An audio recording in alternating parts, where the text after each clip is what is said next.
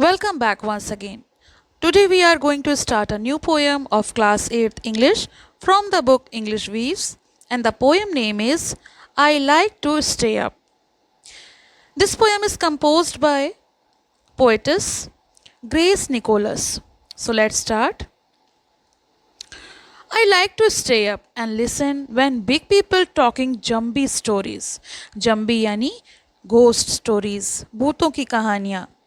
तो यहाँ पे एक छोटी सी बच्ची है जो अपनी भावनाएं व्यक्त करते हुए कहती है कि मैं रात को जागकर बड़ों से जो कहानियाँ सुनाते हैं भूतों की, उसे सुनना पसंद करती हूँ. बच्ची को भूतों की कहानियाँ काफ़ी रोमांचक लगती हैं, इसलिए वो देर रात तक जागना पसंद करती है. I just feel so tingly and excited inside me. और जब वो ये कहानियाँ सुनती है तो उसके अंदर झुंझुनू सी होती है, रोमांचक अनुभूति होती है, एक अजीब सा रोमांच और उत्साह महसूस करती है. But when my mother say, girl, time for bed. लेकिन जब मेरी माँ कहती है, बेटी अब सोने का समय हो गया है, तो कहानी सुनने का आनंद बीच में ही टूट जाता है और माँ उसे सोने के लिए भेज देती है. Then is when I does feel a dread. और तभी उसे डर लगने लगता है. अब वो कहानियों से डरने लगती है, उसे सब कुछ डरावना ड्रेड लगने लगता है.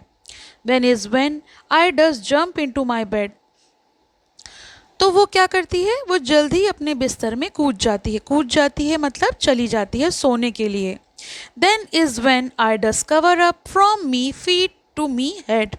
और फिर वो खुद को सर तक ढक लेती है, अपने आप को सर से पैर तक पूरी तरह से ढककर सुरक्षित महसूस करने की कोशिश करती है क्योंकि उसे डर लग रहा है. Then is when I does wish I didn't listen to no stupid Jambi story. और अब उसे लगता है कि काश मैंने वो बेवकूफ़ी भरी भूतों की कहानी ना सुनी होती. उसे पछतावा होता है क्योंकि अब वो डरी हुई है.